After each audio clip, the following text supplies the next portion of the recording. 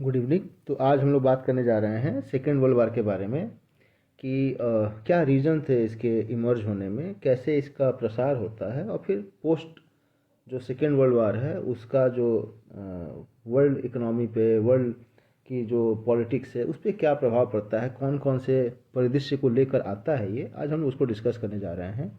तो सबसे पहले बात करते चलें कि इस युद्ध में जो दो धुरी थे, दो गुट थे, उसमें एक था धुरी शक्तियाँ जिसमें जर्मनी, इटली, जापान, और दूसरा था मिश्र राष्ट्र जिसमें हम लोग फ्रांस, इंग्लैंड, अमेरिका, सोवियत संघ और कुछ हद तक चीन को देख सकते हैं। 6 वर्षों तक चले इस संग्राम में आप देख सकते हैं कि 100 मिलियन लोग शामिल हुए और 50 मिलियन लोग जो हैं वो इस युद्ध में मारे गए।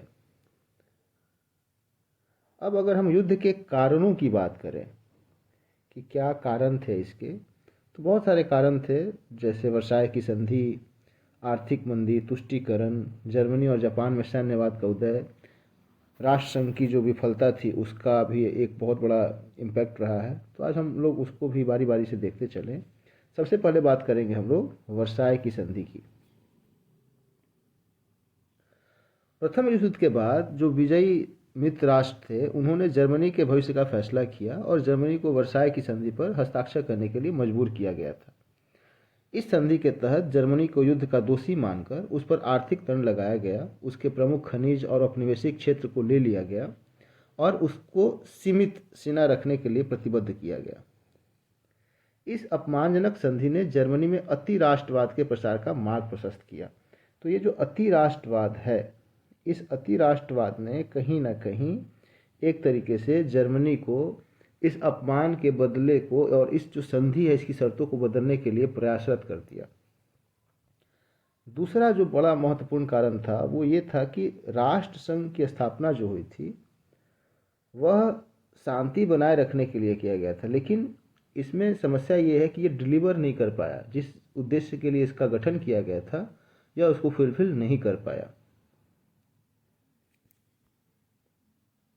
राष्ट्रसंघ का विचार अच्छा था लेकिन सफल नहीं हुआ क्योंकि बहुत सारे देश जो थे इसमें शामिल नहीं थे।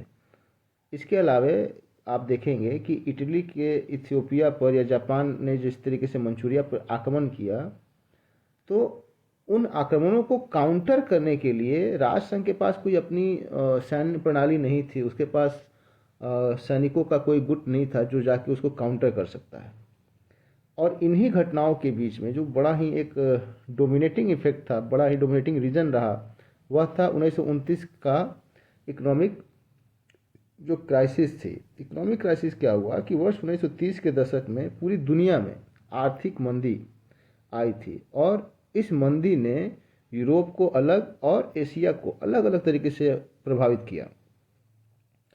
जितने भी राजनीतिक शक्तियाँ थीं यूरोप की, जैसे जर्मनी, इटली, स्पेन, सभी के सभी जो सरकारें थी वहाँ की, वो या तो साम्राज्यवादी हो गई या तो अधिनायकवादी हो गई।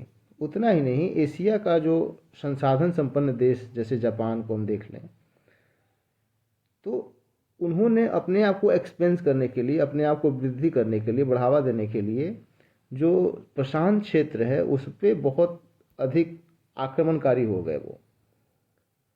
इसके अलावा आप देखें फांसीवाद का उदय। हम सभी जानते हैं कि फासिज्म को एज एन आइडियोलॉजी भी पढ़ते हैं आप, फांसीवाद के जो बेसिक ट्रीट्स है उसको भी देखेंगे।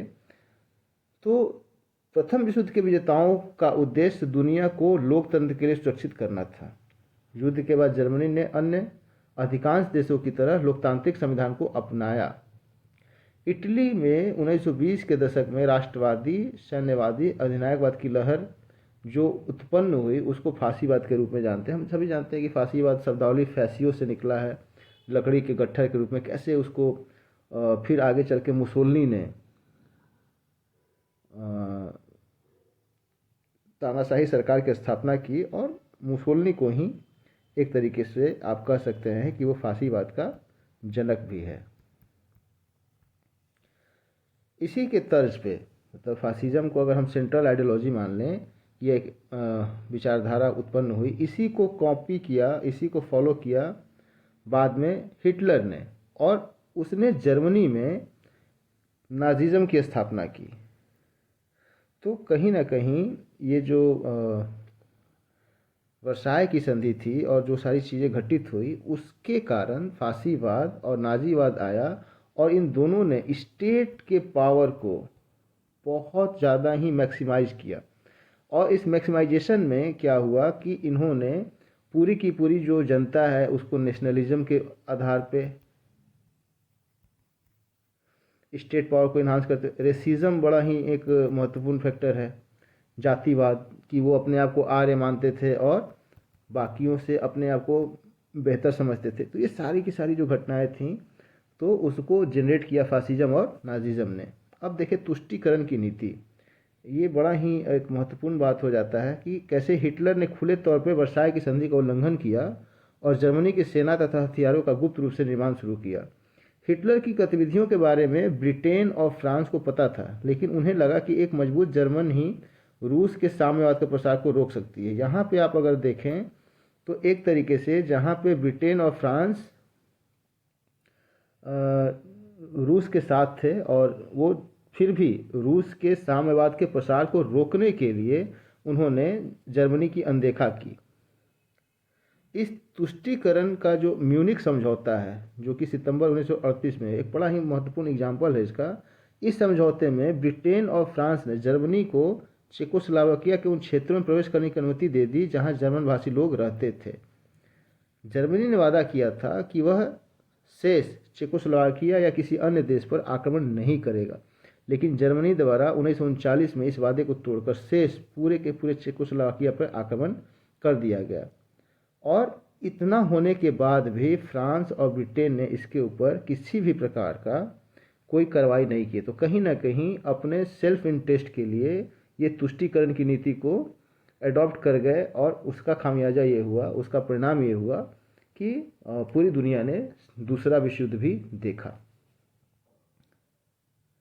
अब अगर हम द्वितीय विश्व युद्ध की घटनाओं की बात करें, इसके शुरुआत की बात करें, तो अंतर्राष्ट्रीय तनाव, स्पेनिश गृह युद्ध, जर्मनी ऑस्ट्रिया का संघ, हिटलर द्वारा सुडेनलैंड पर कब्जा, चेकोस्लोवाकिया आक्रमण के 3 वर्षों में अत्यधिक बढ़ जाने के कारण धुरी और मित्र शक्तियों के बीच में संबंध जो हैं वो बिगड़ने लगे। 1 सितंबर 1939 को पोलैंड पर आक्रमण के दिन 2 दिनों के बाद ब्रिटेन और फ्रांस ने जर्मनी के खिलाफ युद्ध की घोषणा की, और इसी घटना को आप तत्कालिक कारक के रूप में देखते हैं सेकेंड वर्ल्ड वार के शुरुआत के। वाक युद्ध, पश्चिमी यूरोप द्वारा युद्ध के पहले कुछ महीनों तक बहुत शांति थी। युद्ध की इस अवधि को आप फोनी वार के रूप में जानते हैं। इस युद्ध की तैयारी जारी रही, लेकिन वास्तविक सैन्य संघर्ष बहुत कम हुआ। पश्चिमी यूरोपीय देशों के नागरिकों को सुरक्षित स्थल पहुंचाया गया। तो एक तरफ सिर्फ बातों को ही आप देख सकते हैं। रिबेनस्टॉप की संधि, हिटलर ने 1939 के पोलैंड पर आक्रमण करने का निश्चय कर लिया था, और पोलैंड को फ्रांस और ब्रिटेन द्वारा जर्मन आक्रमण के समय सहायता देने पर आश्वासन प्राप्त था। हिटलर का पूरा इरादा पोलैंड पर आक्रमण करने था, लेकिन इससे पहले वह सोवियत संघ के विरोध को खत्म करना चाहता था। यद्यपि जर्मनी और सोवियत संघ के बीच में मॉस्को में अगस्त 1939 में अनाक्रमण समझौता किया जा चुका था। 1940 रूस और फिनलैंड के बीच में शीतकालीन युद्ध 1940 में खत्म हुआ, और अगले महीने जर्मनी ने डेनमार्क और नॉर्वे पर आक्रमण कर दिया। डेनमार्क ने तुरंत आत्मसमर्पण कर दिया, लेकिन नॉर्वे ने ब्रिटेन और फ्रांस की सहायता से जून 1940 तक जर्मनी का मुकाबला किया। फ्रांस का पतन 1940, जर्मनी ने स्कैंडिनेवियाई देशों के साथ युद्ध समाप्त होने के बाद फ्रांस, बेल्जियम और हॉलैंड पर आक्रमण किए। इस चरण के दौरान पश्चिमी यूरोप ने त्वरित युद्ध प्रणाली ब्लिट्जक्रिग का सामना किया। त्वरित युद्ध प्रणाली जर्मन की सेना दुश्मनों पर लड़ाकू हवाई जहाज़ों के अति तीव्र गति से हवाई हमले करके उन्हें बर्बाद कर देती थी। इस तरह जर्मनी सेना दुश्मनों को मुकाबला करने का मौका नहीं देती थी। तो आप इसको भी अंडरलाइन कर सकते हैं। जर्मनी ने फ्रांस में कठपुतली फ्रांसीसी विची सरकार के साथ युद्ध विराम पर हस्ताक्षर किए। हिटलर ने फ्रांस पर विजय प्राप्त करने के बाद ब्रिटेन पर आक्रमण करने की तैयारी शुरू कर दी। 1940 जुलाई से सितंबर के बीच में लगातार जारी रहा, जो कि जर्मनी ने लगातार इंग्लैंड पे हमले किए। यह पूरी तरीके से हवा में लड़े जाने वाली पहली लड़ाई थी। जर्मनी ने हवाई मार्ग से प्रमुख कारखानों और शहरों पर हमला करने का फैसला किया, लेकिन रॉयल एयरफोर्स बड़ी मुश्किल से उन्हें बचाने में सफल रही। जर्मनी ने ब्रिटेन पर आक्रमण की अपनी योजनाओं को अनिश्चित काल के लिए स्थगित कर दिया। युद्ध का वैश्विक स्वरूप। यूरोपीय महाद्वीप ब्रिटेन को छोड़कर नाजी नियंत्रण के बाद युद्ध के वैश्विक स्तर पर ले जाना मुसोलिनी की सेना ने ग्रीस और टोब्रुक में हार के बाद जर्मनी सेना उत्तरी अफ्रीका तक पहुंच गई और ग्रीस तथा उसने अप्रैल 1941 में यूगोस्लाविया पर आक्रमण कर दिया। Operation Barbosa. हिटलर ने ब्रिटेन में हार का सामना करने के बाद रिबेनट्रोप संधि को रद्द कर वर्ष 1941 में रूस पर आक्रमण कर दिया। सेवेस्टोपोल में अक्टूबर के अंत तक जीत लेने के बाद अगला कदम मॉस्को पर साल के अंत तक विजय पाना था। रूस के जिस शीत ऋतु का अनुभव नेपोलियन ने एक सदी पहले किया था, वैसा ही अनुभव जर्मनी को भी करना पड़ा। सोवियत संघ ने पलटवार किया और बसंत ऋतु तक पूरी मोर्चे पर वह स्थिर रहा। Pearl Harbor. अमेरिकी व्यापार प्रतिबंधों से परेशान जापान ने 7 नवंबर 1941 को हवाई में स्थित अमेरिकी नौसेना बेस पर्ल हार्बर पर अचानक हमला कर दिया। 7 नवंबर 1941 को इसने यह सुनिश्चित किया कि वैश्विक संघर्ष शुरू हो गया है। इस हमले के कुछ दिनों बाद जर्मनी ने अमेरिका के विरुद्ध युद्ध की घोषणा की। जापान ने पर्ल हार्बर पर हमला करने के एक सप्ताह के भीतर ही फिलीपींस, बर्मा और हांगकांग पर आक्रमण कर दिया। युद्ध में अमेरिका का प्रवेश। अभी तक अमेरिका जो है वह इस युद्ध से अपने आप को दूर रखे हुए था, लेकिन अमेरिका ने 1942 में प्रवेश किया और अमेरिका के लड़ाकू विमानों ने इस युद्ध में निर्णायक भूमिका निभाते हुए 4 जापानी वाहक और एक युद्धपोत को नष्ट कर दिया। नाजियों द्वारा यहूदी लोगों की सामूहिक हत्या की खबरें मित्र राष्ट्रों तक फैल गई और अमेरिका ने अपराधों का बदला लेने का वादा किया। जर्मनी की पराजय। 1942 के उत्तरार्ध में ब्रिटिश सेनाओं ने उत्तरी अफ्रीका और स्टालिनग्राद पर जवाबी कार्रवाई की। जर्मनी ने फरवरी 1943 में स्टालिनग्राद में सोवियत संघ के सामने आत्मसमर्पण कर दिया। जर्मन सेना की यह पहली हार थी। इसके अलावा उत्तरी अफ्रीका में जर्मन और इटाली सेनाओं ने मित्र राष्ट्रों के सामने आत्मसमर्पण किया। रूसी सेना को पूरी मोर्चे पर बढ़त मिलने लगी। इसने जर्मनी से खार्किव और कीव को वापस ले लिया। इसके अलावा मित्र देशों के बमवर्षकों ने जर्मन शहरों पर हमला करना शुरू कर दिया था। रूसी सेना 21 अप्रैल 1945 को बर्लिन, जर्मनी की राजधानी पहुंच चुकी थी। हिटलर ने 30 तारीख को खुद को गोली मारकर आत्महत्या कर ली और मुसोलिनी को इटली के देशभक्तों द्वारा पकड़कर फांसी दे दी गई। जर्मनी ने 7 मई को बिना शर्त आत्मसमर्पण कर दिया और अगले दिन यूरोप में विजय दिवस के रूप में मनाया गया। इस प्रकार यूरोप में जो युद्ध था सेकेंड वर्ल्ड वॉर का, वह समाप्त हुआ। अब देखें कि इस समाप्ति के बाद, सेकेंड वर्ल्ड वॉर के बाद जो चीज़ें हुई वो क्या थीं। तो सबसे पहले आप देखें कि नई महाशक्तियों का उद्भव। द्वितीय विश्व युद्ध के कारण देशों और महाद्वीपों की स्थिति में बदलाव आया। महाशक्तियों के रूप में ब्रिटेन और फ्रांस ने अपनी स्थिति को खो दिया।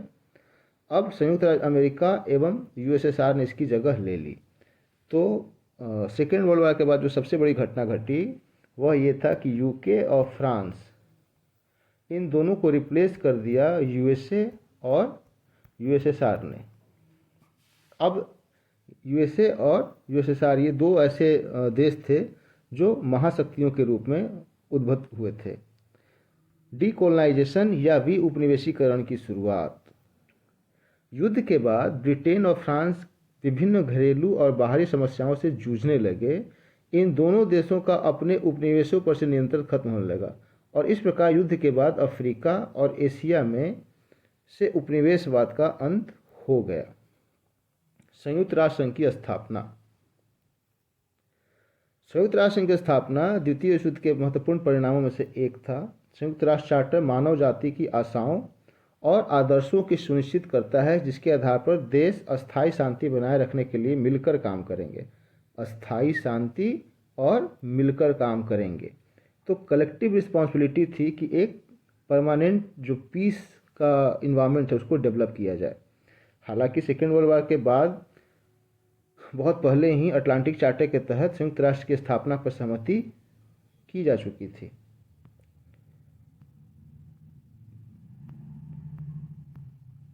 नई विश्व की आर्थिक व्यवस्था। ब्रेटन वुड्स सम्मेलन को आधिकारिक तौर पर संयुक्त राष्ट्र मौद्रिक और वित्तीय सम्मेलन के रूप में जाना जाता है। United nation monetary and financial conference. 1 से 22 जुलाई 1944 तक 44 देशों के प्रतिनिधि सम्मेलन शामिल हुए थे। इसका तात्कालिक उद्देश्य सेकेंड वर्ल्ड वॉर और विश्वव्यापी संकट से जूझ रहे देशों की मदद करना था। द्वितीय विश्व युद्ध के पश्चात युद्ध प्रभावित अर्थव्यवस्थाओं के पुनर्निर्माण एवं विकास के लिए पुनर्निर्माण और विकास के लिए अंतर्राष्ट्रीय बैंक IBRD, जिसे अब विश्व बैंक के रूप में जाना जाता है, की स्थापना की गई थी। अमेरिकी डॉलर को विश्व व्यापार के लिए आरक्षित मुद्रा के रूप में स्थापित किया गया था। तो ये था कुछ डिटेल जो